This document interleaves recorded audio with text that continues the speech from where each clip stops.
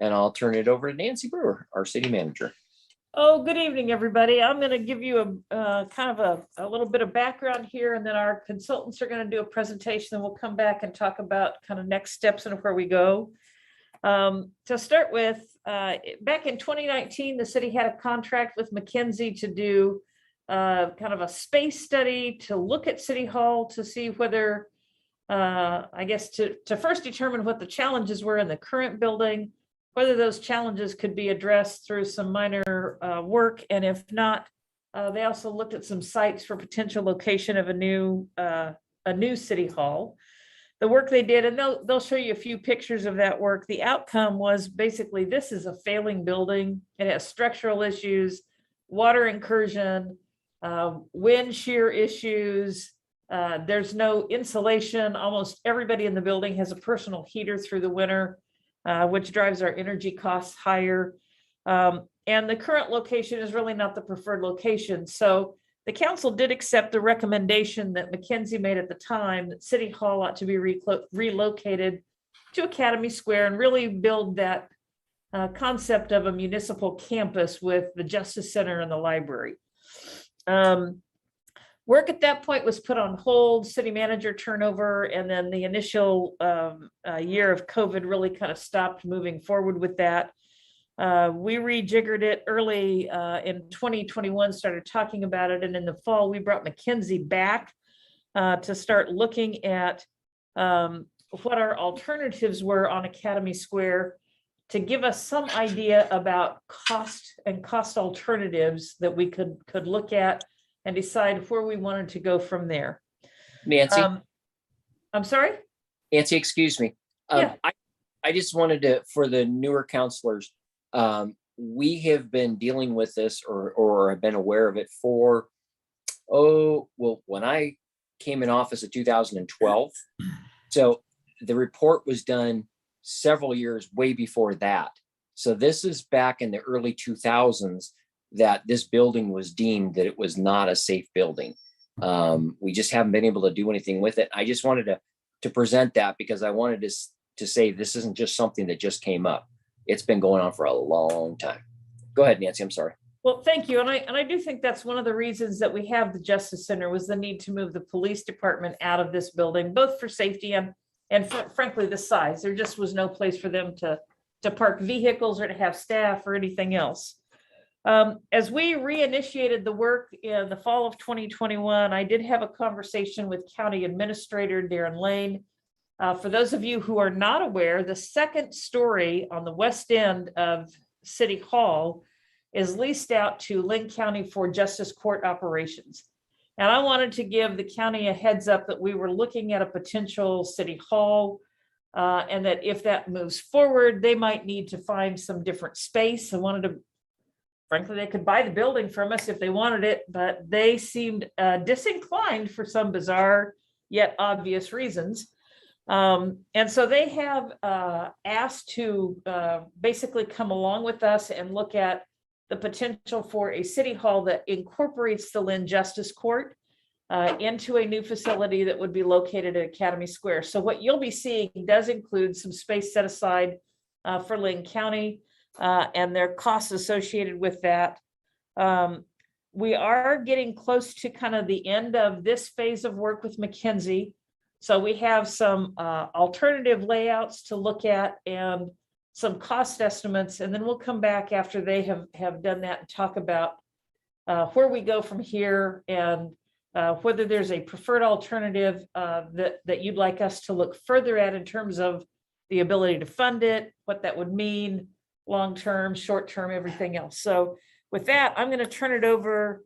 I think Kathy Bowman is our project lead, and they will introduce themselves as they go and I think share a screen and talk about what we've got. So take it away. All right, thanks, Nancy. We mixed it up on you here a little bit. I'm going to go off first instead of Kathy, but let me introduce myself. My name is Jeff Humphreys. I'm an architect, one of the principals at Mckinsey. And Mckinsey, just to give you a little bit of background, Mckinsey is a fully integrated design firm. We are a regional firm, and the team that's been working with you is out of our Portland office, including myself. So we are composed of architects and engineers and land use planners so that we can fully vet the entire project.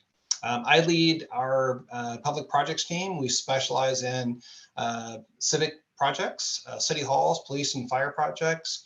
And we wanted to share with you, I think you'd go to the next slide.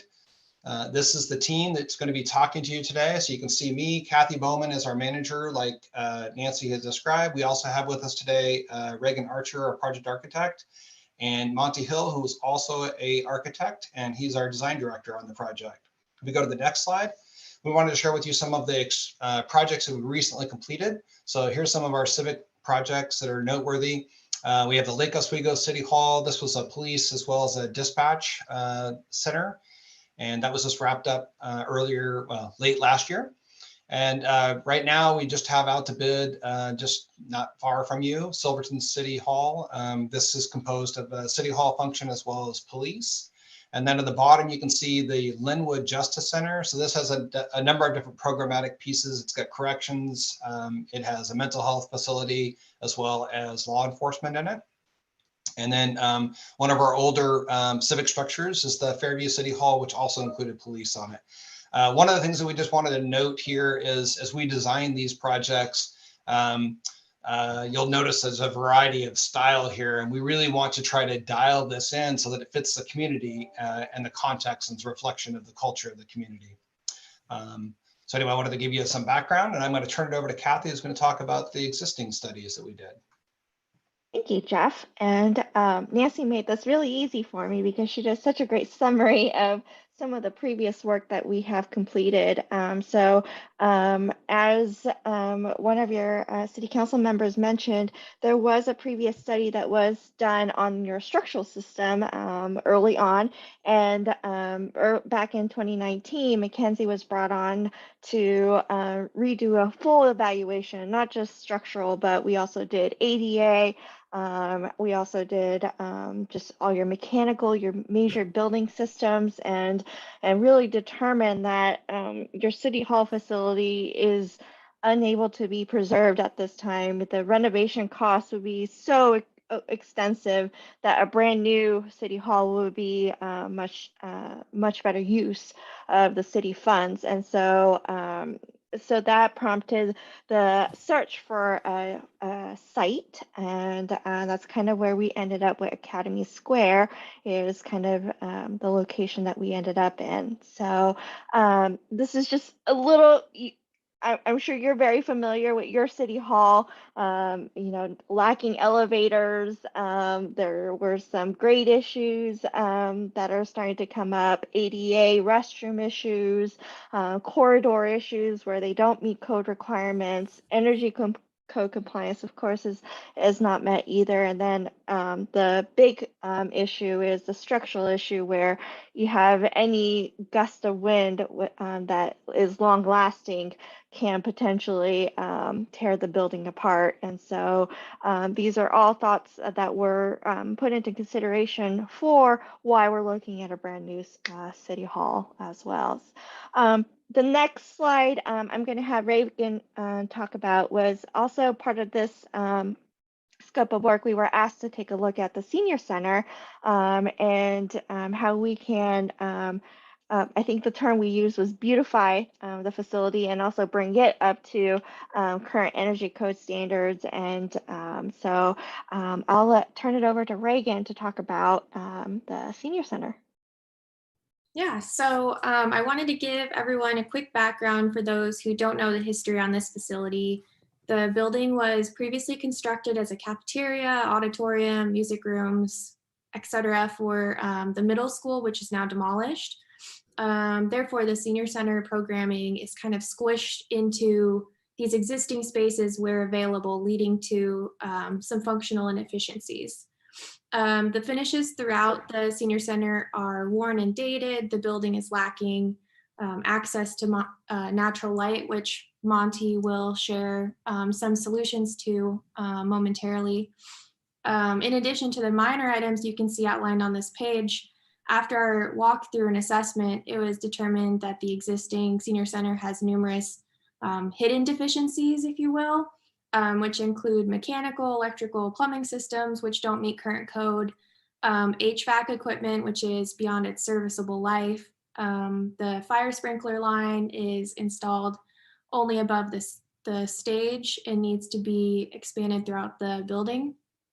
The cafeteria is also used for the Meals on Wheels program and other frequent event preparations, but the equipment is outdated, doesn't meet current code with regards to the exhaust system's energy recovery and numerous other reasons. So overall, the flow and functionality of the building is not really performing for the needs of the senior center. So as we develop the floor plans, you'll see kind of how we've resolved this with the existing building and then a potential look at a combined facility. So I will turn it over to Monty now to talk about the site conditions. Great, thank you, Reagan. Good evening, everyone. We're going to present 3 options to you. Option 1 and 2 are very similar. It's just a different location for the City Hall. But just to explain the site plan a little, there's 2 site plans, one on the left and one on the right. North is up, and Tangent Street comes in from the left. If you want to point as I talk, Reagan, that would be great. Yeah, let's zoom into the first option.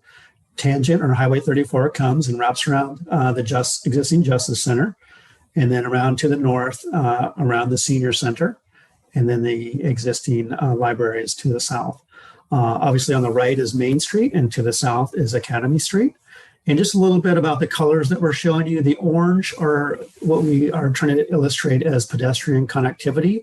We really want to treat this as a campus to really stitch all these different civic buildings together to help bring people into it, welcome them.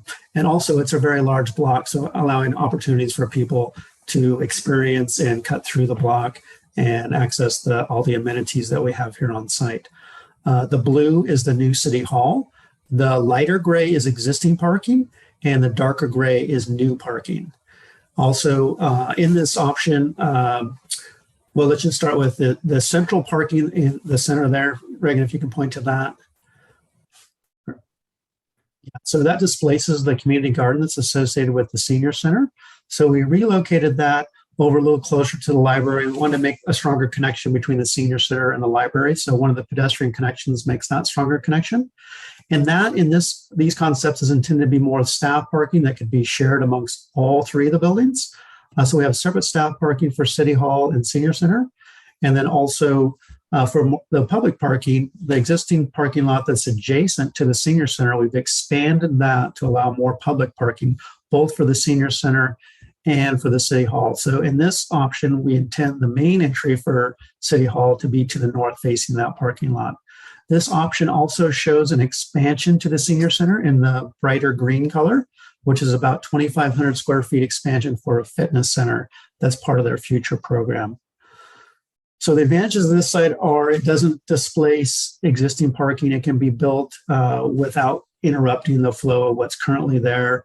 We still really like the idea of the City Hall being approximately where the old school was, and also its connection to the park. We'll show you the plan a little bit where the chambers can be connected to the park. So when people in the public are in the chambers or there's other civic meetings, they can be kind of a part of that community park experience. And then also we have lots of greenery along Main Street and along the Tangent Street to the north. And feel free to jump in. I know this is more of a work session, so if there's any questions, please feel free to stop me and we can explain things. Currently, we'll get into the floor plan, but currently what we show is the City Hall is roughly 18,000 square feet, and that's combined with the Lynn County courts as well. And your existing footprint in its location is around 16,000 square feet. So just to give you a rough idea of where we ended up after our programmatic exercise with you all. The arrow there does show the main entry for the City Hall, and we'll refer to that when we get to the floor plan. So if there's no questions, let's go to the option 2. So here we put the City Hall where the existing parking lot is for the Senior Center. And to the south, we create this common, we call it a festival street, and we'll explain that a little more. So all that parking is shared, public and staff. There'll probably be allocated staff parking, but it's really meant to be shared.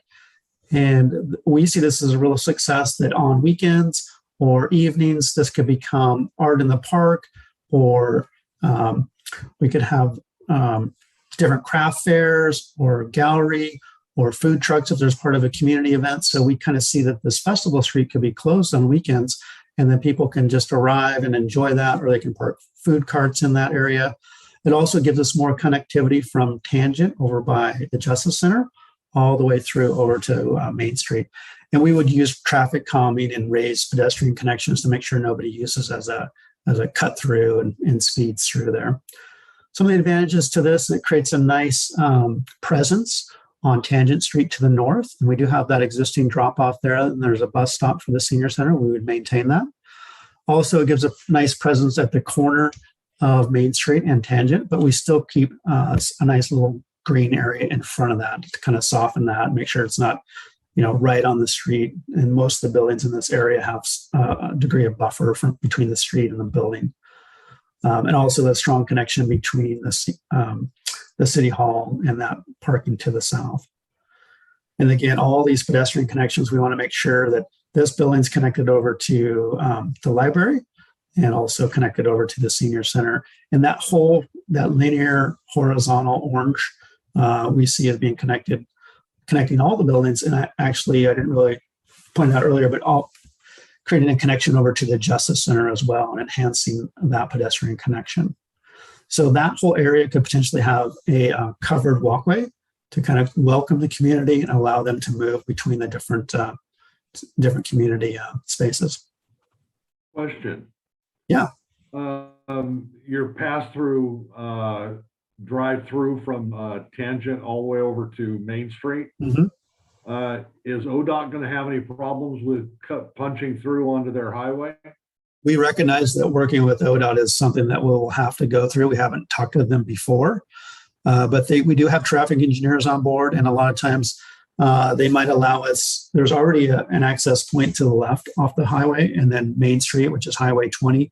They might allow us to do a right in, right out only. Obviously, it's one way, so that's a conversation we'll need to have before we can fully get the green light on this one. But great question. We have done this before in other jurisdictions where we've had to work with ODOT. So I also remember the kerfuffle on Academy Street and the changes that were going on there too. Yep, it's all part of the process. Getting all the everything teed up. All right, let's move on to the next one. No, this is the floor plan first. So to talk a little bit about the colors, the dark green is the city program. The gray is the Lynn County Courts program. The dark blue is the common areas for staff. And then the light blue or cyan is the public areas and or what's accessible to the public, including the council chambers and courtroom. So starting with the main entry, Reagan, if you can point to the main entry as we go through. Yeah, that's great. So we enter in, so this will be facing towards the street and facing, so you can come off the parking or come into this off of the street and then go into the main lobby.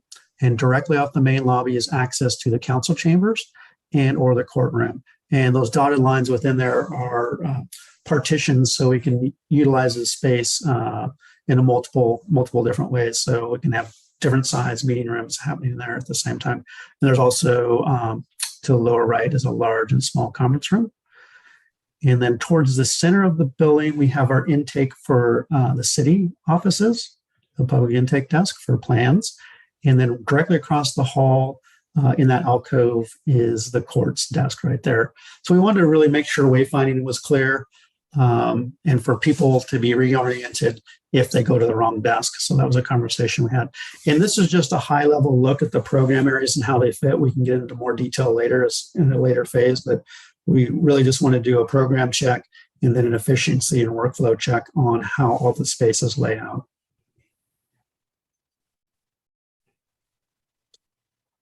Any other questions or comments? What's the dark blue area?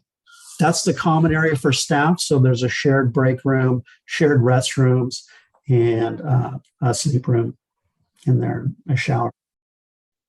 Okay. And then I like described the brown or the orange is building function area, like mechanical rooms and IT rooms and those kinds of things. Let's move on to option. Okay, from the senior center. So in this concept, the senior center gets revamped, new finishes. We are showing some new windows along the north and some new windows into the library. Currently, there's very few windows into those the existing building. We're showing new windows along the west face, which faces the Justice Center.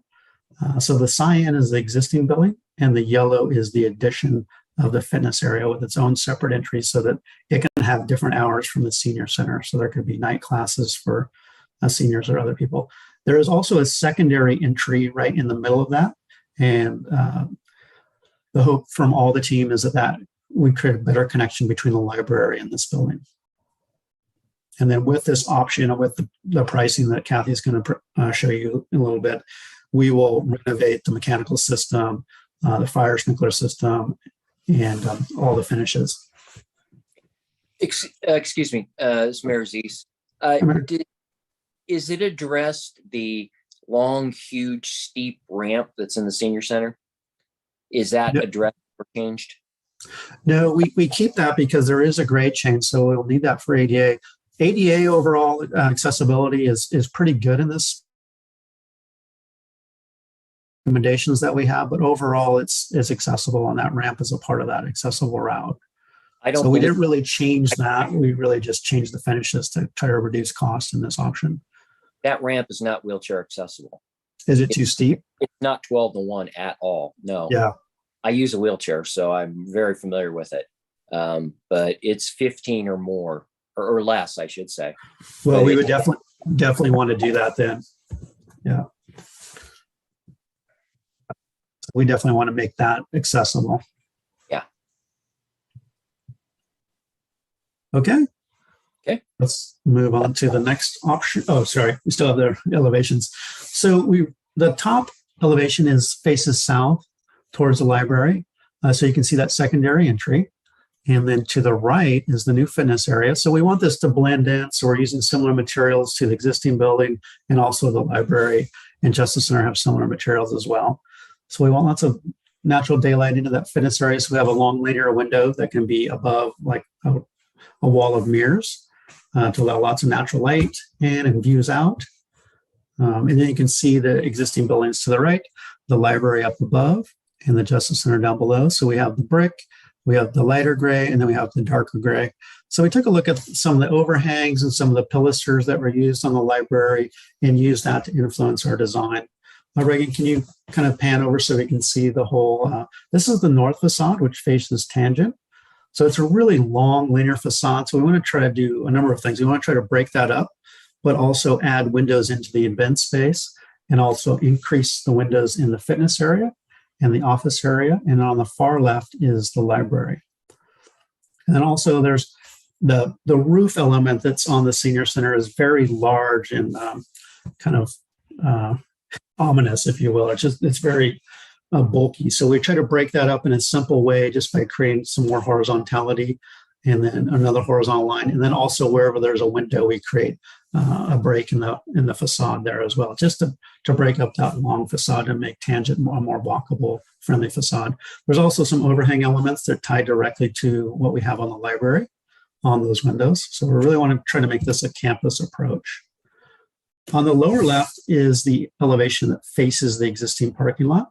So you can see we've added 3 windows into the library area there, added a window into the office, and then kind of increased the presence of the main entry into the senior center. And then you can see the new entry into the fitness area, and then glass on each corner of the fitness center as well. So very much keeping with the existing materiality. And then on the next one to the right, the west elevation, this faces the Justice Center. So in the current cafeteria, there's some partition walls in there that are operable. There are multiple event spaces. So we wanted to add a window into that event space. And then often during bigger events, working with the Senior Center Program Director, this is used as an entry when there's larger events. So we wanted to increase the presence of that entry and make it more welcoming. Right now, it's just a double set of solid doors. And then to the right, we create an outdoor area to contain all the dumpsters that are there currently today. And also they would be separated, but there would be a queuing area for the Meals on Wheels program. So we can kind of hide that and create some queuing area for when that happens. And if you want to zoom back out, Reagan, thank you. Any questions before we move on? Next option, option 3. Option 3 looks at a brand new senior center and a brand new city hall. And we're able to find some efficiencies multiple ways. First off, the senior center actually has less square footage than existing senior center just because the efficiency of space, but we're able to do more with that space just in terms of the way we laid it out and give multiple opportunities for all the different events and future growth of the program. So we're actually able to do more with less square footage. With this option, the phasing would be a new senior center would be built in the existing parking lot of the senior center. And then after that's complete, we would tear down the existing senior center and build the city hall. So if you want, Reagan, can you point to the new city hall and then right there, and then the new senior center to the right. And then we'd create a common atrium / lobby in between those, allow people, the public, to flow through all the way to Tangent and that bus drop off. And then similar to option 2, we have this nice horizontal pedestrian path with a covered walkway that connects from the Justice Center all the way over to Main Street. And then again, those similar connections down to the library we feel are very important. So again, this is meant to be the festival street. Again, the advantages to this and option 2 are the perception of the park. It's much larger. That festival street can be engaged with the park and create a wonderful community experience. In this scenario, the senior center is to the right, so we located that community garden, which is a part of the senior center. It provides planting areas for seniors to engage in. So we relocated that community garden there on the corner of Tangent and Main Street. And then the city hall is to the left, and there's separate staff parking there. There's some asphalt there already that exists today, so we just restripe that and make that more staff parking. So that creates a little separation for that. Any questions before we move on to the floor plans for this option? Yeah, Monty, where's the entrance for City Hall on that one? Is that on the bottom left, bottom right there? So we have, Reagan, can you point to the shared lobby?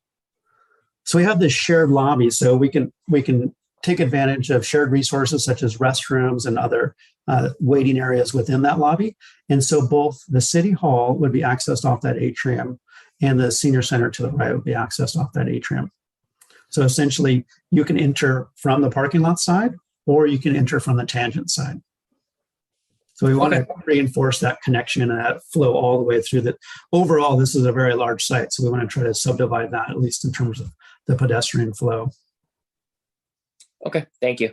Yeah, and there's that drop off there that exists today too. So we're planning on just keeping that bus drop off for both the senior center and for anybody that wants to come to City Hall. So again, the City Hall functions are to the left. The green is the city function. The dark blue is the staff common areas. The gray is the Lynn County courts again. And the cyan is the public area, including the courts and council chambers. And then there you can see the 2 entries from the north and from the south, and then our common lobby in between the senior center and the city hall. And the yellow is obviously the city hall. And so we walk into the main entry there. We have this central hub lounge where everybody can kind of come and congregate. And then off of that, kind of as spokes, all these other event spaces are in there as we work with the program director. And then to the lower right, near the parking area, is our kitchen. So they can serve all the different spaces here, but also create meals for Meals on Wheels, which is adjacent to the parking lot. And that's really it. We just want to give an overview to all these. Again, as the next phase, we'll start working through this, looking at all the program spaces and see how they really function. But we did spend a fair amount of time just looking at the overall flow and making sure we have the program, all the room sizes and room quantities, and appropriate for your needs. Any other questions before I hand it off to Kathy? Right, next, Kathy is going to go over the pricing of these different options. So I know what the biggest question then is, how much is this going to cost? So at Mackenzie, we want to make sure that we know that the construction cost is just part of the project cost. And so when we show a cost summary to you guys, we want to make sure we capture the whole entire project.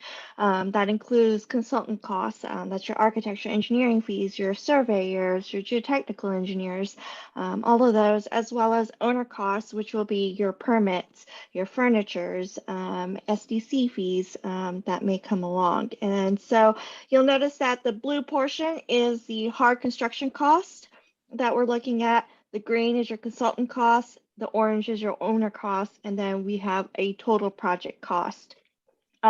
We have two charts for you. The right is the high and the left is the low range. So when we talk about cost, we want to make sure we capture a range, especially at this conceptual design phase, so that you have the opportunities to make some design decisions, and that can make changes of where you land in that range, as well as also at bid date. We're not looking to show you what the lowest bid number is going to be. Our goal is to show you the range of what you will see potentially at bid date. And so that's why you're seeing the high and the low. There is a higher contingency that we're carrying on the high side to take into account for that. We are also carrying an escalation cost. As you know, construction continues to rise, and so there is a escalation factor that is already in place in the construction cost. And we are, in this model, we're looking at starting construction in late 2023, early 2024. So just to give you guys kind of a background of how our project cost summary sheets are put together. The first two columns are your option one. These are your standalone facilities. So we wanted to make sure that when we compared a combined facility, a senior center and city hall, you had something to compare it to for the new city hall, as well as the senior center renovation and addition as well. So I'll go over the first column, and Reagan, maybe we can just focus on the high side. For option one, a brand new city hall, we're looking at somewhere around $13.3 million for a brand new city hall. That is inclusive of the Lynn County courthouse and their department. And their department is looking around $2 million is kind of their share of the facility. And then on option one, on the senior center side, this is the full renovation. We've separated out the addition cost versus the renovation cost, as you can see in the first two line items. And that is inclusive of replacing your mechanical, electrical systems, increasing the capacity of your fire sprinkler systems, and also the addition, adding all the new finishes on the interior, and also the beautification of the exterior of the building to really bring it up into the campus feel of the site that Monty was describing. So that is looking at to be $6.6 million. When we were, as Monty mentioned, when we started looking at the building system and your existing conditions of the senior center, and knowing that you had to replace so many of your larger systems, that is really what prompted us to say, well, what would it cost for us to just look at a new senior center as well? And so we went ahead and did that exercise of, okay, this combined facility, what would that be? And so that combined facility is looking at a cost of $22.7 million.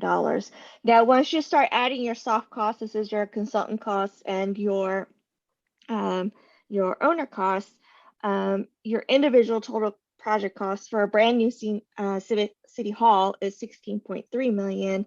Your renovation cost for the senior center becomes $8.1 for a total project cost of $24.5 million for a brand new city hall and a renovated senior center and addition.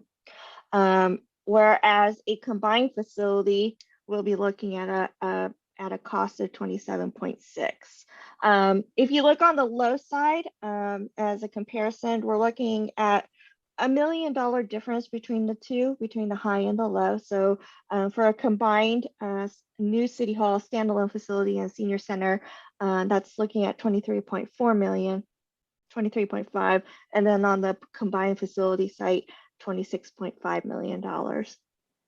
So that is kind of the explanation of the costs that we're seeing here. Is it? Yeah.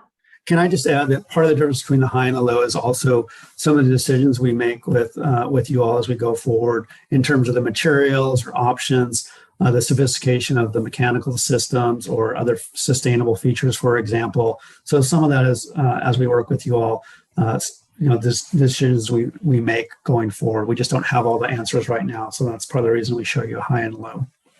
Mm-hmm. Yep. With that, can I answer any questions about cost, or we can kind of wrap it up and do a overall Q&A as well. So I know Jeff had a next slide. We were going to just kind of give you our recommendations for next steps. And so why don't we just turn it over to Jeff, and then we can do Q&A. Sure. So we presented a lot of information here, but really it can be boiled down to two things that I think are the next steps. One of them is identifying the funding source for the project moving forward. And then of the options that we outlined to you, what would be the preferred option for further refinement. And then when you get into the next level of detail, like Monty was describing, then those numbers would get refined and a level of accuracy would occur. So that's that. And if we go to the next slide, that's the end of our presentation. We wanted to turn it over to any questions or comments, especially what we presented tonight. We're happy to go back and look at other pages too, if you have questions. I was about to say the same thing, Monty. Oh, sorry. No, you're fine. So if it would be helpful at this point, let me throw in some of my thoughts. You all know I'm kind of a long-term finance hack, and for me to figure out how you're going to finance something, I always need to know how much we would be financing. So I find this work to be very helpful in terms of looking at some alternatives. I will tell you that there are basically three ways that a city funds a city hall. One of them is to issue limited tax general obligation bonds. That does not require voter approval, but you pay the debt service back from your general fund revenue. And I will tell you right now, we do not have excess general fund revenue to take on that kind of debt. So I don't even have to talk to Matt to have that get nixed. We can go to the voters and ask for general obligation bonds and see if the voters will approve that. I think city halls on a GO bond are hard to fund and hard to get voters to approve. And so that would be a political lift that the council or a political action committee would have to take on in terms of having a campaign to seek voter approval for a general obligation bond. The third option is urban renewal program. And that's really where we started looking harder at this is Academy Square is within the North Gateway Urban Renewal District.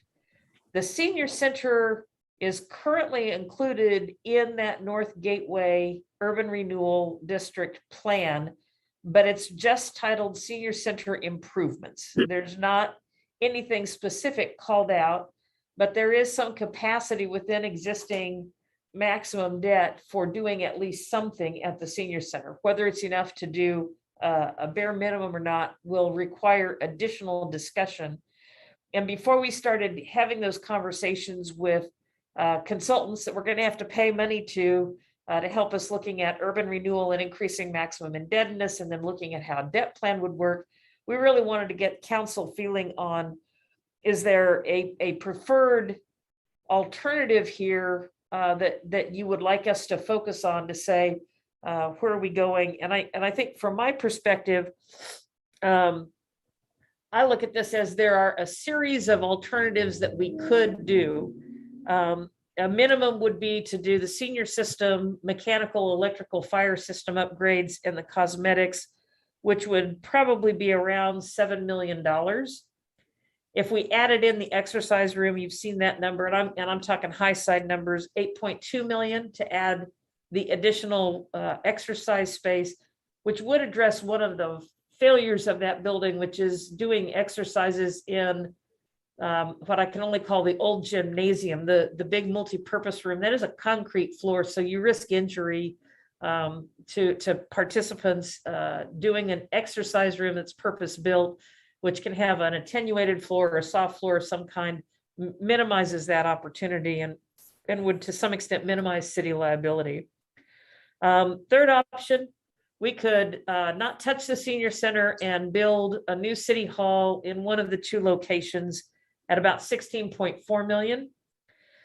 We could do the remodel of the senior center, full meal deal, and the city build a new city hall for about 24.6, or we could do the full meal deal, build a new senior center and then the new city hall for 27.6.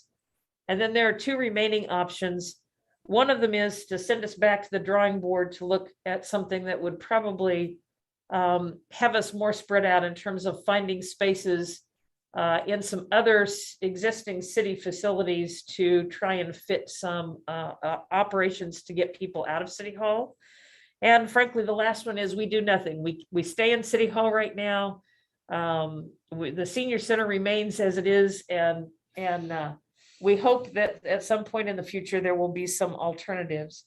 We have not explored any outside funding sources, so clearly, if we built a new city hall, what we've designed is or what we've talked about at least is a seismic standard that would have the city remain standing in the city hall remain standing in a seismic event, which I think we all agree this building would not be. And so there may be an opportunity for a FEMA mitigation grant to help us fund part of that building. There may be an opportunity for state grant money. The state has been doing some grants for facilities. A lot of them are county courthouse buildings, but to do some rehab, so we can look at some of those kinds of alternatives. But until we had an idea about which plan the council was interested in having us pursue, we have not really explored any of those alternatives. So that's kind of where we are up to, and looking for some conversation from council about where you would like us to go now. And I'll quit talking. Thank you. Nancy, I have a question. Sure. On the county, how does that work if they put money into it? Or is that how it works? They put money into it, but it's still ours? Or do they own part of it? And then do they lease part of it back from us? How does that work? So the county has thus far indicated that they don't have any dollars to put into construction. And their expectation, if they continue with us, would be that they would pay higher lease costs. We would look at probably that lease in two ways. One of them would be the basic operations and maintenance costs shared on a square footage basis. And then the other one would be their share of debt service. And build that, if we had 20-year bonds, build that share of debt service into that lease payment for 20 years. We would continue to own the building, but that would be their cost to acquire that space. Okay. And that's something that would have, if we go forward with that, we would need to have that pretty well sketched out in an intergovernmental agreement with them about how that's going to work, even if the numbers aren't final until we get, the checks are all written and we have moved in, and then we set a hard number, but at least have the mechanism for how we calculate that. Would need to be in an IGA before we go to the next step in terms of moving forward with design and engineering kinds of work. And if the county decided not to use that facility anymore, is it something that would be easily adaptable back to city space? Sure, it would be the kind of thing where as directly across the hall, we could end up with a community development counter on one side and move finance to the other side, for example. Right now, we expect on the city side to have that single counter that would be shared with community development and finance. Probably two windows with signs.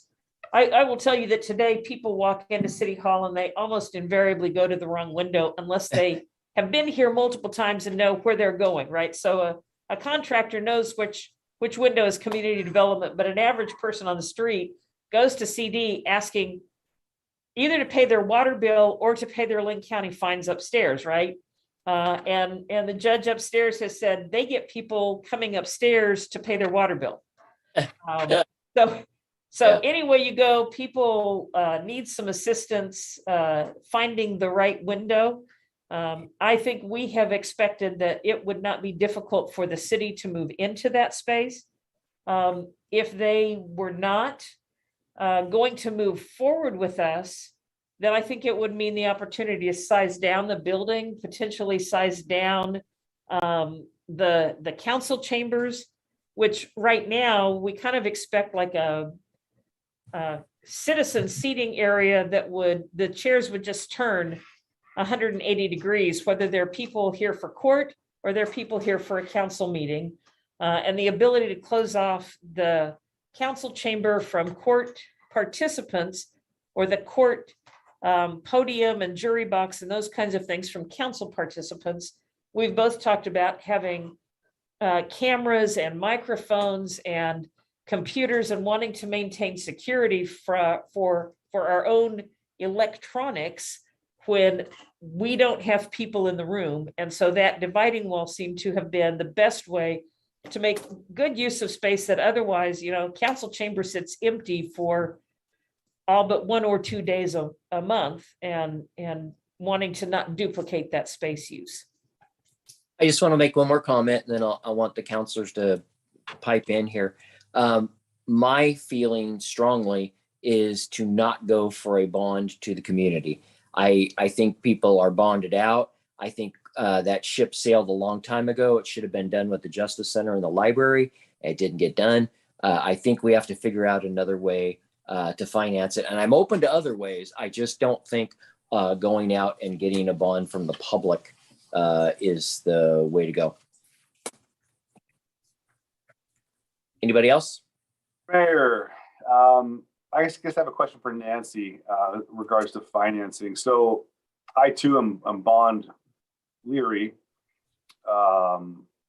However, to do this solely out of general fund revenue is not going to happen, and to do it solely out of URD seems suspect too.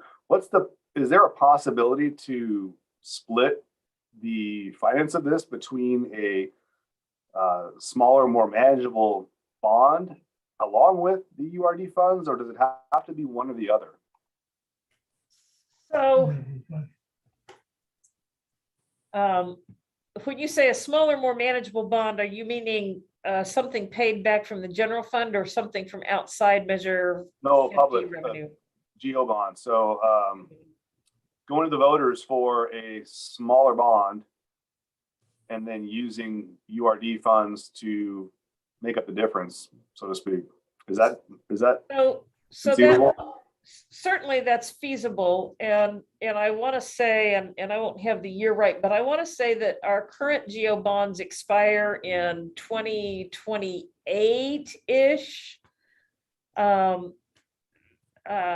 know Matt's on the call and he will tell me if I'm completely wrong on that, but the ability to bring that bond piece in to replace a bond that's expiring, let's a campaign talk about no increase in taxes, it just replaces.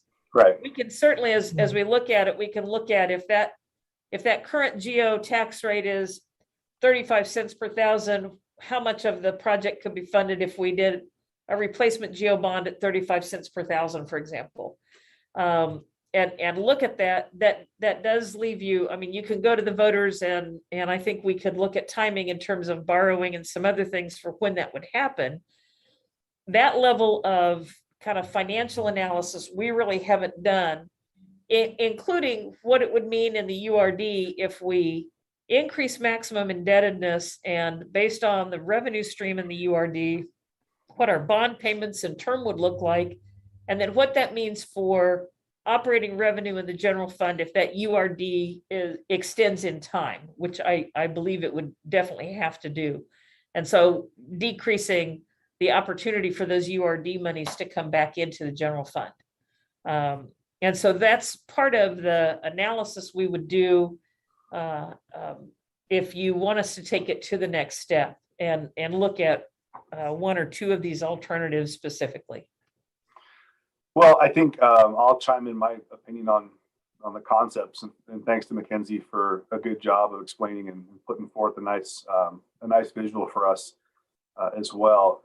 You know, we've known about City Hall, as the mayor said, for going on 2 decades now, that it's dangerous. Besides the seismic and structural issues, there have been mold issues and moisture issues there. And our staff, quite frankly, is working in substandard conditions, and they've done a great job making do all this time. But to me, the no-brainer in this is that yes, City Hall has to be replaced. The senior center, I feel like we're in the same boat. The senior center is they have a strong history. Kendra's done a fantastic job of doing more with less for so long, and that building it was never intended to be what it is. It's everything we do to that building is lipstick on the pig, so to speak, and it really has seen better days when you get in there and look around at it. And quite frankly, our seniors deserve better in this community, and for us to invest in City Hall and ignore the senior center or simply spruce up a build. I don't even remember when that building was built. Was it the 1950s or 60s edition, or I think it was the 1970s. 70s. Yeah. So I mean, this thing's approaching 50, just like I am, and it's. I know you can only put so much lipstick on this pig. It's ready to be. The senior program is ready to be given the facilities that will let it really function to its fullest potential, because I believe they can do more, and they will do more for our seniors. So I would love to see us find a way to try to evaluate doing both, and the phased construction approach, which is something we're dealing with at the fire district as well. And it just is what it is. But these guys and these builders are professionals who can make that happen fairly seamlessly. I think it's a great, it could be the jewel of the community, and it's definitely needed. Both of them are needed. The trouble for me is going to be how do we properly educate the public about the need? How long will that take? And then how do we build a successful campaign to sell that need to the public and explain the benefits? And maybe we need to include some additional public benefit within that space that is useful beyond the current City Hall and senior center concept. I was wondering if is the structure of the senior center in good shape, and the only problem is the functionality in the inside? Is that our problem? I would assume seismically it's substandard, but Okay. I can chime in and say that there are structural improvements that need to be met in order to meet the structural code to date. So we looked at upgrading the structural system for the existing senior center to be somewhere around immediate occupancy, so that it could potentially in the future be utilized as a community location to go to if people are displaced in that event. So, but as a secondary means. So there are definitely some structural improvements that will need to be made. They're not as extensive as like the City Hall, but definitely some structural improvements will be required. Kathy, are we talking about a 40-year, 50-year lifespan projection on this building, or if we were to do the combined building? Yes, that's correct. When we do a combined building, we're looking at a 50-year program and life for the So the real struggle I have with the reno of the senior center is, let's say we put the 7.4 or whatever it was, you end up dumping $7.4 million into an already 50-year-old building that is already at or beyond its intended max lifespan. It's just, I don't know that that's the most fiscally sound or fiscally responsible use of funds in that scenario, when you could spend a little more and then have something that's going to go 2 more generations into history for this community.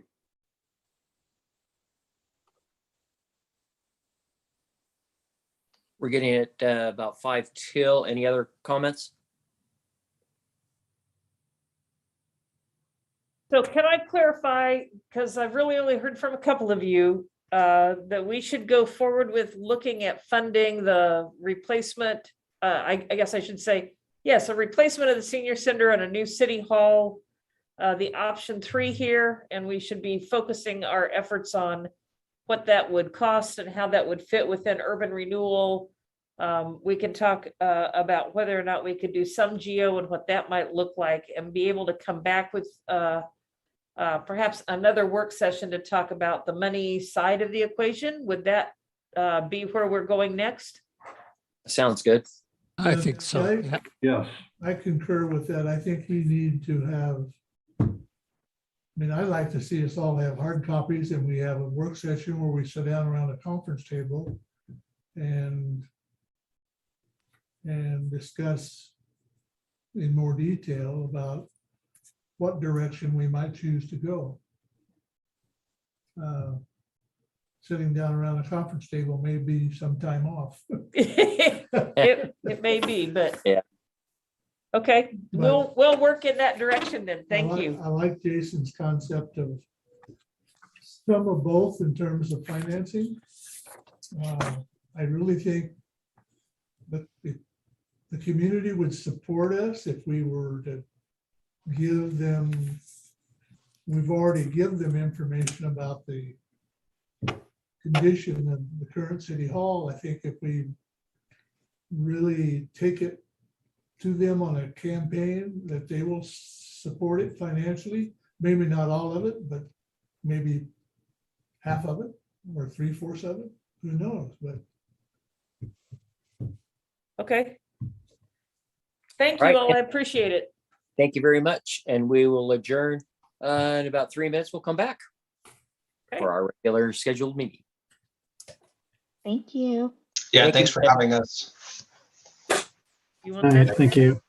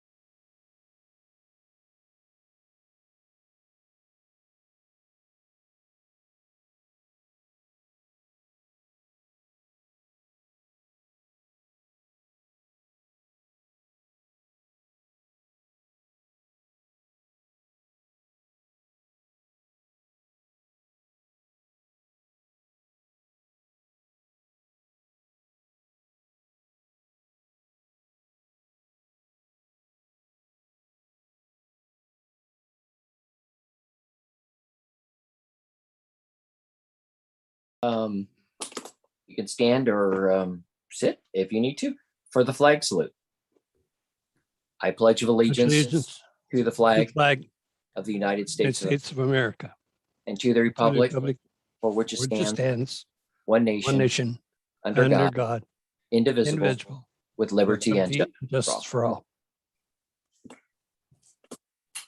Right, we'll go back. Whoops. There we go. Okay, now I'm back in the train station there. Okay, clerk, call roll, please. Counselor Bolin? Here. Counselor Dykstra? Here. Counselor Nassar? Here. Counselor Reeskamp? Here, Counselor Steinhebel?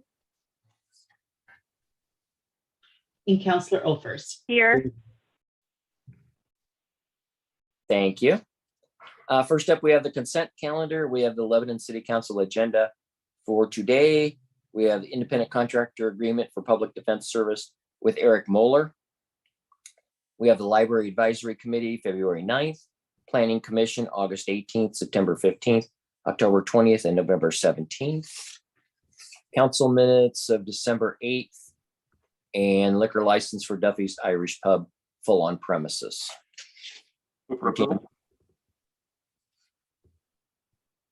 second, It's been moved and seconded to approve the consent calendar. All those in favor say aye. Aye. Those opposed? Consent calendar is approved. I have one proclamation tonight to read. Martin Luther King Jr. Service Day, January 17th, 2022. Whereas Reverend Dr. Martin Luther King Jr. devoted his life to advancing equality, social justice, and opportunity for all, and challenged all Americans to participate in the never-ending work of building a more perfect union. And whereas King's teachings can continue to guide and inspire us in addressing challenges in our communities. Whereas the King Holiday and the Service Act, enacted in 1994, designated by the King Holiday as a National Day of Volunteer Service. And whereas since 1994, millions of Americans have been inspired by the life and work of Dr. Martin Luther King Jr. to serve their neighbors and communities on Martin Luther King Jr. Service Day. And whereas serving on this day of service is an appropriate way to honor Dr. King, meet local national needs, and bring our citizens together and strengthen our communities and nation. And whereas the Martin Luther King Jr. Service Day is the only federal holiday commemorated as a national day of service and offers an opportunity for Americans to give back to their communities on the holiday and make an ongoing commitment to service throughout the year. And whereas each of us can contribute to making our communities better with increased opportunity for all our citizens. And whereas citizens of Lebanon, Oregon, have the opportunity to participate in events throughout our city in the Martin Luther King Jr. Service Day, as well as create and implement community service projects where they identify the need. Now, therefore, I, Paul R. Aziz, Mayor of Lebanon, do hereby proclaim Martin Luther King Jr. Service Day as a day of service in Lebanon and call upon the people of Lebanon to pay the tribute for the life and works of Dr. Martin Luther King Jr.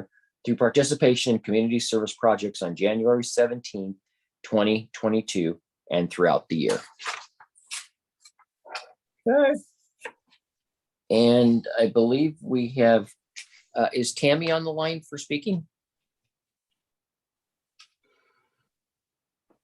Tammy Cochran? Yes, I'm here. Okay. All right. You have 5 minutes. Go ahead.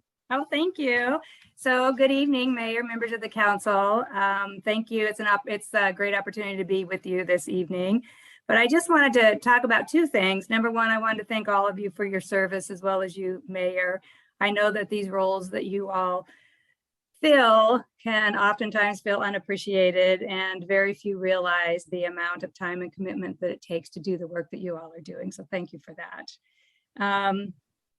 I know that you're making really difficult decisions. I was watching the work session, and that's just an example of how complicated the decisions are that you all are having to make. And oftentimes you only hear from your constituents when they're not happy with the decisions that you make. So, and not recognizing all the work that goes into it. So secondly, Mayor, I do want to thank you for signing and moving forward the MLK Day of Service proclamation, and also recognize the counselors who are supportive of this.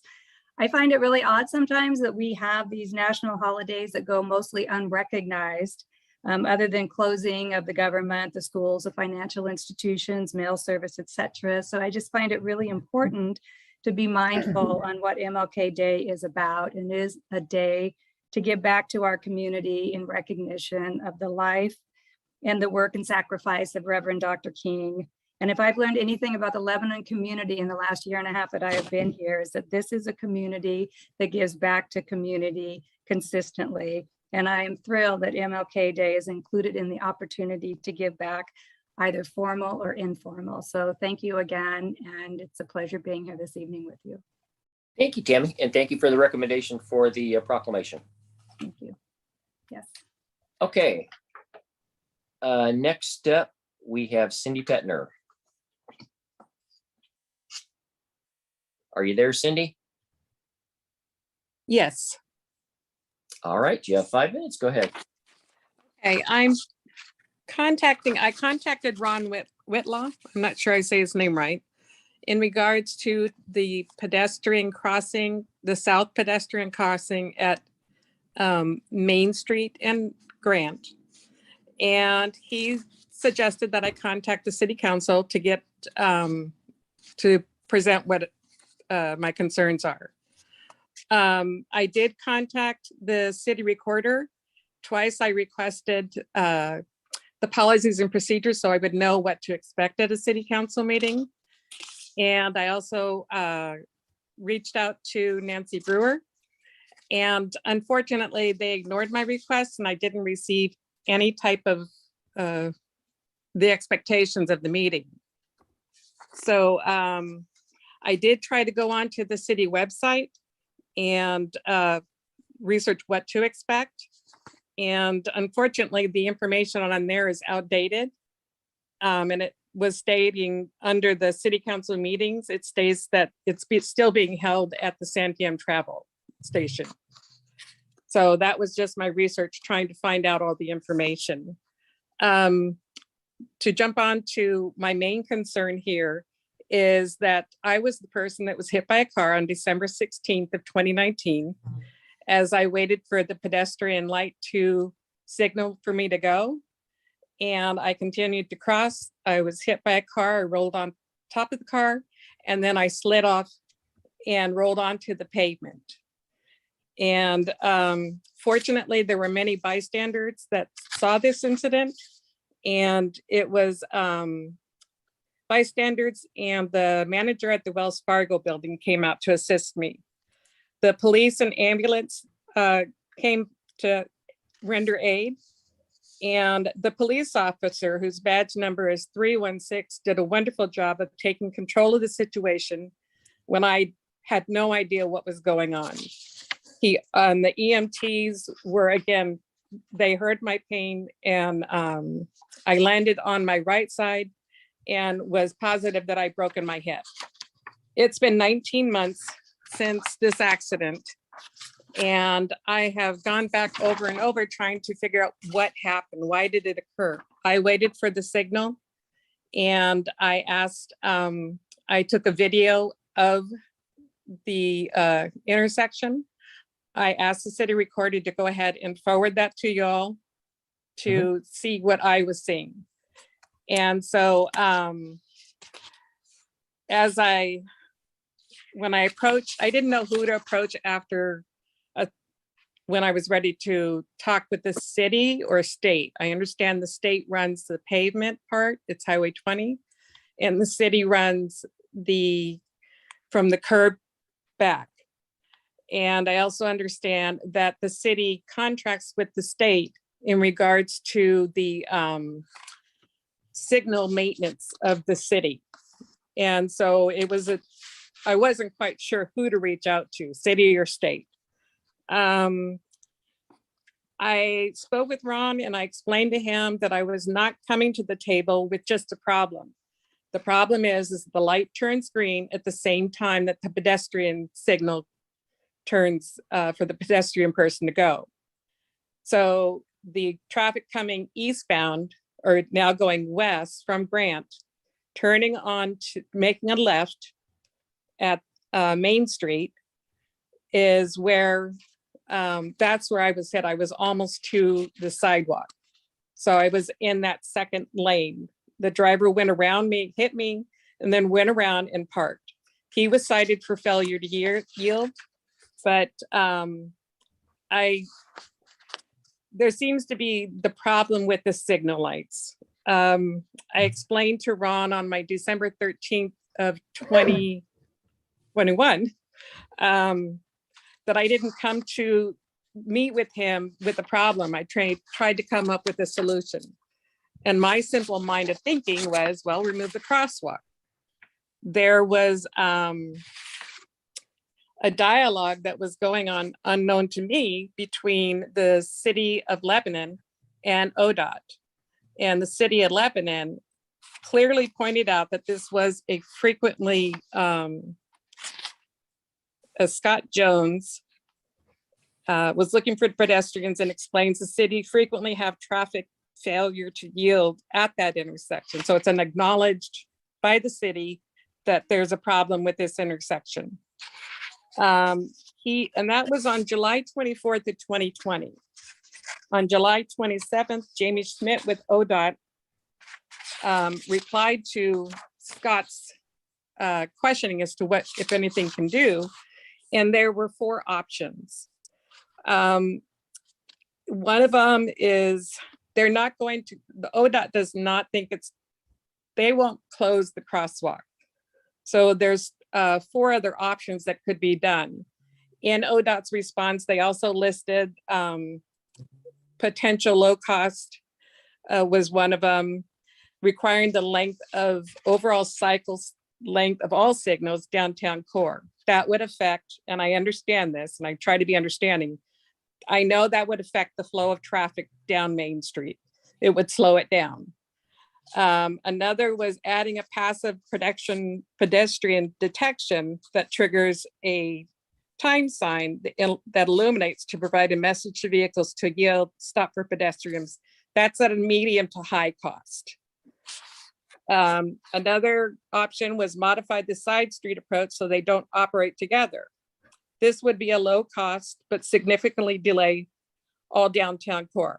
I understand the flow. We want to keep the flow going. And the 4th option is ODOT would consider a sign that reminds drivers they need to yield to pedestrians.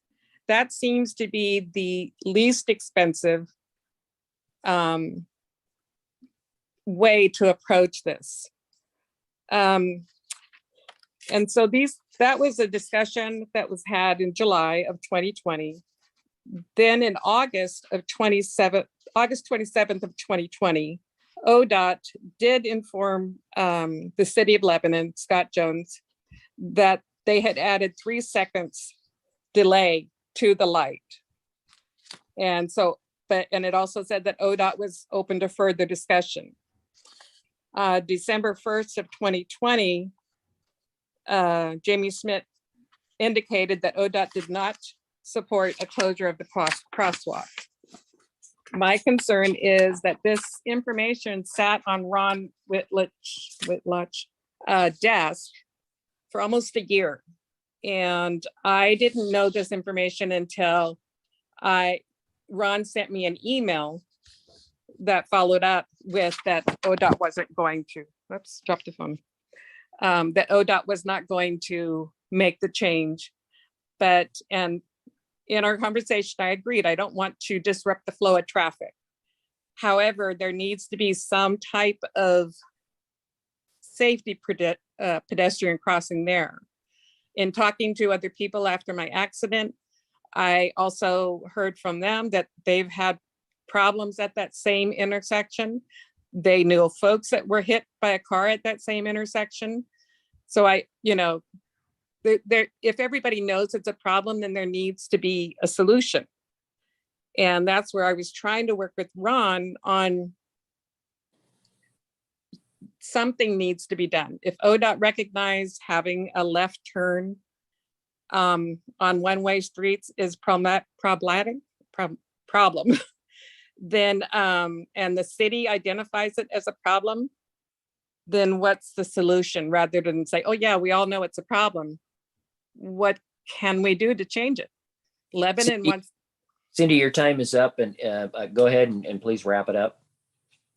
I know that Lebanon is working towards being a boutique community, but they're, if they're going to start taking on more pedestrians in the community, it also needs to be a safe community for pedestrians to walk in.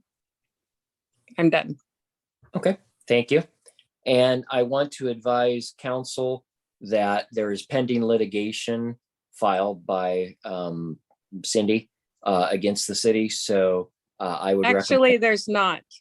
Yeah, there is. I received it. So no, time has passed. You have 2 years from the date of the accident. And that would have been December 19th of 2020. And we're now into January of 2021. Well, my recommendation, you can say what you want, but my recommendation, we don't say anything because there's pending litigation. Your Honor, I'm not aware of the pending litigation. Are you talking about a notice, a tort claim notice that was submitted, but not actual lawsuit that was filed? Yes. Okay, and I have not looked at the timing of that. She may very well be right, but I would, I agree with your assessment. I didn't realize that this was on tonight, so I haven't had a chance to look at the timelines. So I'd also recommend that we not comment. Okay. Thank you, Cindy. Next up, Cassie Cruz. You there, Cassie?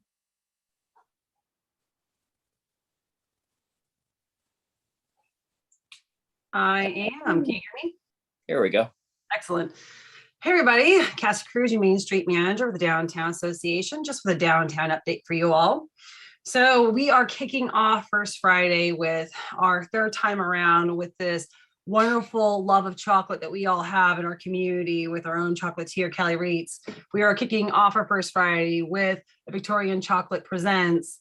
We have for Chocolate and Art Walk, where Kelly is donating 200 pieces of chocolate, and we'll have local artists throughout downtown and downtown businesses. So people can come downtown, how we're working this one, and come to any downtown business and pick up their chocolate pass so they can know where to go for that. And then this actually kind of a fun thing that will be kicking off for this First Friday, and there's more information to come, is going to be a digital scavenger hunt. So be on the lookout for that. And then I will have more information to release as soon as that is completed. So come on down. So February 4th from 5:30 to 8:30, hang out with us for First Friday. And again, we have, of course, for MLK Day, we have flags out along Main. So if you're interested in volunteering, you can come meet us downtown at the LDA office, 680 South Main Street, at 8:15 in the morning, and help us put out flags to honor Reverend Dr. Martin Luther King. And then we'll be picking up those flags around 5:30. You can go ahead and sign up on our website, Lebanon Downtown Association.com. On that website, you'll be able to see volunteerism, and then you can sign up that way. And of course, we have on our events page and programs page, we have the full First Friday's calendar that you can check out. We have our full our full Downtown Association calendar for the 2022 year. And of course, we had our first Arts Commission meeting that which was, the names need to be changed because they're not really being commissioned by the mayor anymore. So they're working on that right now. But what I really appreciate is the energy that we had pre-pandemic is back. This was the first meeting that everyone has met since the pandemic had started. So what I'm excited about is that all the events and programs that we had worked on in 2019 we'll be putting forth in 2022. So a lot of that work that was already done, we're not wasting. So we're really excited with the energy to bring all those events forward. And again, go to the website, LebanonDowntownAssociation.com, and click on event calendar, and you can see all that's going on downtown. But I think that is all I have. There'll be more for me to come. Thank you, Cassie. All right, that's it for public comments. Regular session number 1, approval of coronavirus state fiscal recovery funding grant agreement, South Shore Trail project number 21709. Ron Whitlock. Thank you, Mr. Mayor and City Council. What we have before you tonight is a request to approve the coronavirus state fiscal fund grant agreement. That's quite a mouthful. In short, it's a grant.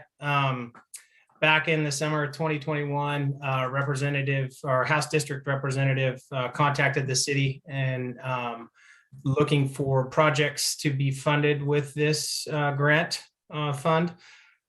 City staff gave them a couple of sewer lines to replace, since that was what our original American Recoveries Act was allocated for. They also reached out to Build Lebanon Trails representatives and got a trail project. And then you can see in July of 2021, the entire legislature voted on that. They came up with the South Shore Trail as the grant project for the city of Lebanon, even though it was kind of BLT's recommendation. The city would run the project, so we received $325,000. Going to contribute $38,000 to the project. We're looking at probably doing that, getting started on it. There's some wetlands that need to be dealt with, and starting design this year, and then probably a spring of 2023 construction. So with that, I can answer any questions, but we recommended to approve the attached resolution and the grant agreement itself. Any questions? Okay, seeing none, we'll have the city attorney read the resolution title.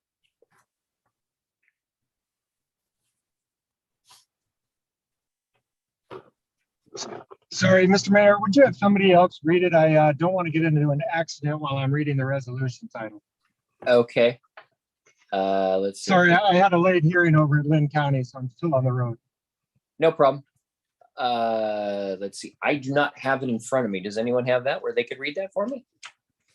I actually just have the agenda. I don't have that document.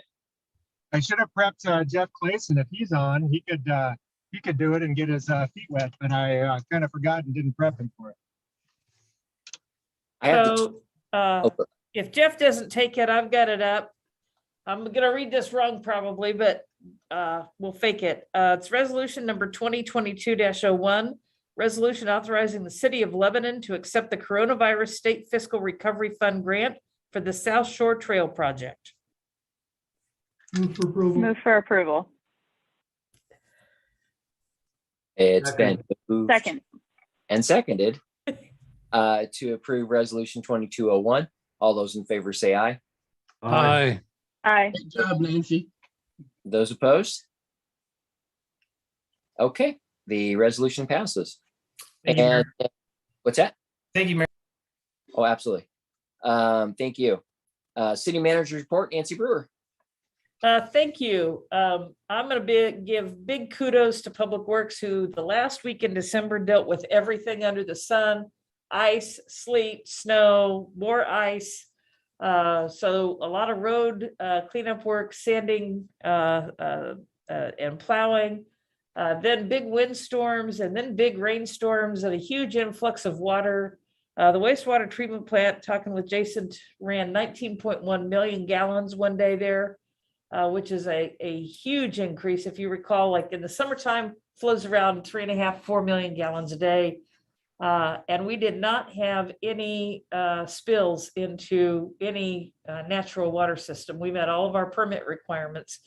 But they were having weather-related problems kind of all over town. Jason said at one point, the intersection of Milton and Main was curb to curb filled with water.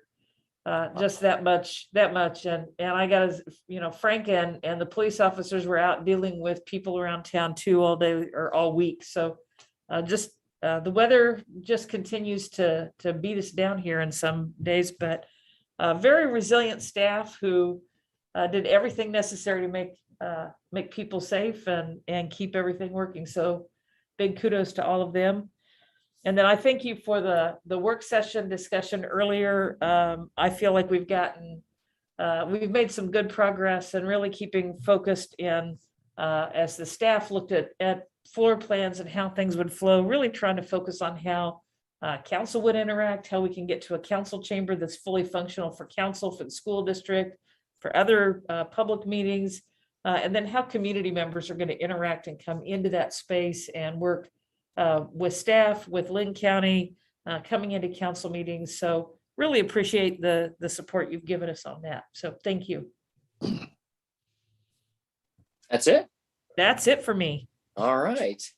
Well, items from council. And councilors have anything? I was just wondering what the status is on the homeless situation. We are actually getting ready to send out doodle polls to pull together the committee again.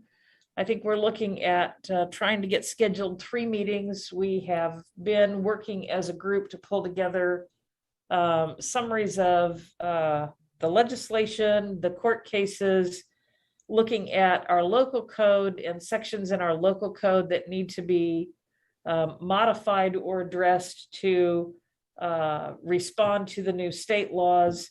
And then also trying to identify locations that would be suitable for the police department to be able to say, here is a place where you can stay warm and dry and meet that requirement. So I think we've got a plan laid out.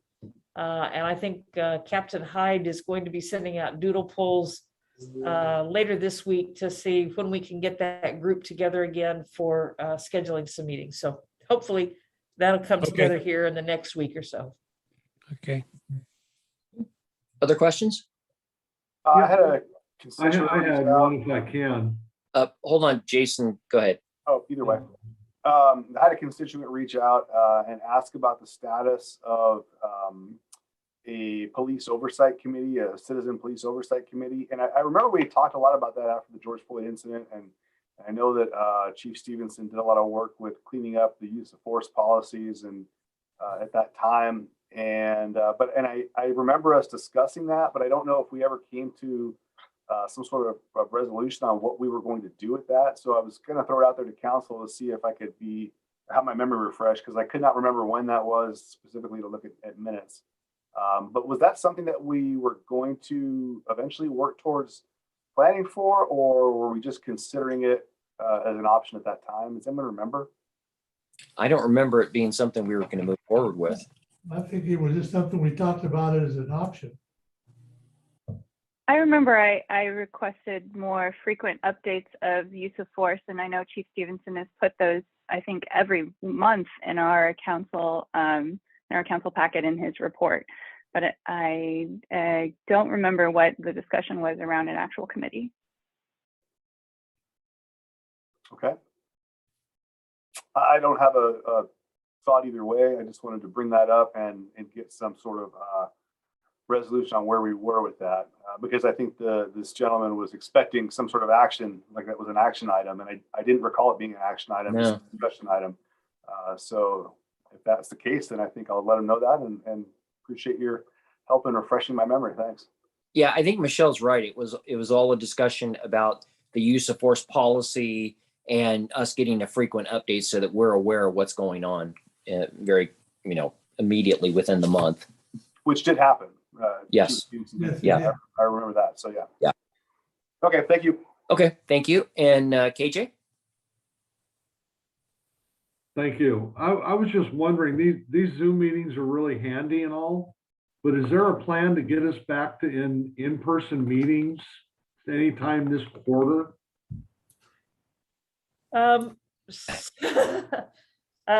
We could meet in person, but everyone would have to be masked. And I think in talking with the mayor, the challenges of everybody being masked and speaking on a microphone create some challenges for audio for people watching on YouTube. I think because the Santiam station is so small, to meet some physical distancing, you end up limiting the size of the audience and community members who can attend. But if the council wanted to meet in person, that certainly could be done. It just would be with the recognition that everybody would have to wear a mask and take it from there. I can understand you pretty good, and I know you're wearing a mask, so. I am. I think it's just up to the council whether or not you want to meet masked or not.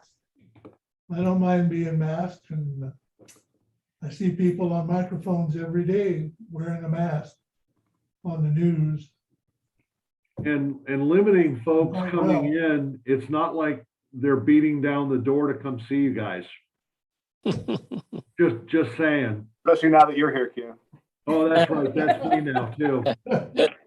'Cause I know we attended in December, we did that severe rent meeting with the planning commission. And while they had a couple of their folks on Zoom, they had most of them in person, and it went really well. There wasn't any problem other than what we have now with understanding each other. I would like to be in person. I would too. I would too. I get a lot more from in person than over the Zoom. I'd like to point out too that we do have public entities that are using Santiam Travel Station for their meetings on a monthly basis and have for the last year, and they're masked and they have people in the audience, and I feel we could do the same. I also recognize this is a suggestion on the highest case count we've had in the state, but I agree with Councilor Olfers that we need some sort of plan to come back in person at some point. We're coming on 2 years of primarily being on Zoom. So if you all want to meet in person, we can book the February meeting for in person at Santiam. Let's try a meeting and see how it works. Okay. Yeah. I agree. Okay. Thank you. Anything else? Camille. Mr. Mayor, I believe last time we met, we tabled a discussion about the street back here. I think it's Second and Mary. Mr. Whitlatch wasn't on the meeting, and you wanted him there to discuss that. Some constituents brought up some concerns about possibly putting up another stop sign or something of that nature. And we tabled that conversation. I'd like to bring that up again. Do you remember? I don't remember that we had tabled anything. No. We had an agenda item on that. As a matter of fact, I drove out there and I saw the car counters, the car counter cables out there. So I know we're doing something, but we tabled the conversation after the constituents spoke because Ron wasn't on the call to provide us with more information about that particular intersection because he was aware of some things that had been done previously. Yeah, Councilor Nassar, we actually had an agenda item on that last month, and the council opted to not put in a four-way stop. Right. I was contacted by the resident again since COVID and the colleges. We've actually put the traffic counters back out in that area just to get a better feel for it. But as far as I know, there was nothing tabled. It was the council voted not to move forward with any kind of action there. Okay. So why do we have the counter back out there then? That was a request from the citizen that made the complaint. We did this originally in 2020. I remember her thought process, and maybe it makes sense, is now that there's more traffic going to the college with it being more open, I guess. School's back in session now, where it wasn't when we did that. So we're just getting another baseline traffic count. It takes us about 10 minutes to go out there and put it in. So right. we're just grabbing some more data. And there's another apartment complex going in on 5th, and maybe that might affect it as well. I mean, they're not moving in, they're not ready to move in yet, but probably in the next 4 months or less than that. They just put the roof on today. Yeah. One of those buildings is already fully occupied. That the first 16-unit building is full, so it's already occupied. Is it? Okay. Yeah. The one I can see from my home is not yet. Yeah, there will eventually be 8 of those out there, and there will be another secondary access to Highway 20 from within that property in the plan.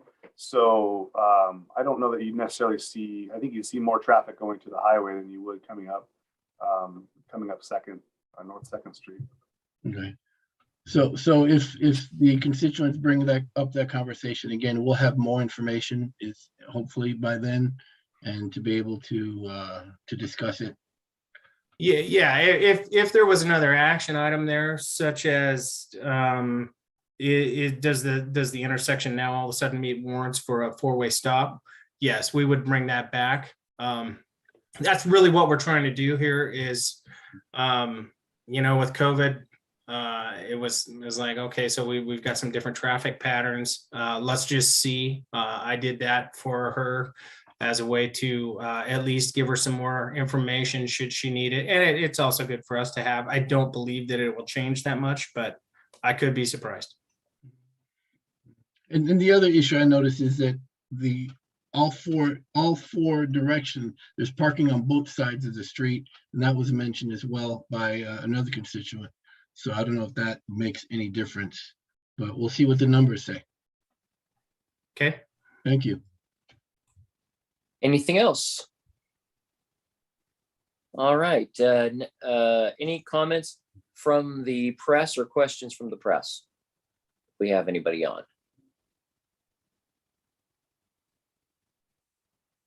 I don't think we have anyone on, Mr. Mayor. Okay. Next scheduled council meeting, February 9th, 2022, 6 p.m. regular session, and we will be shooting for a meeting at the travel station next month. And with that, we're adjourned. Thank you, everybody. Thank you.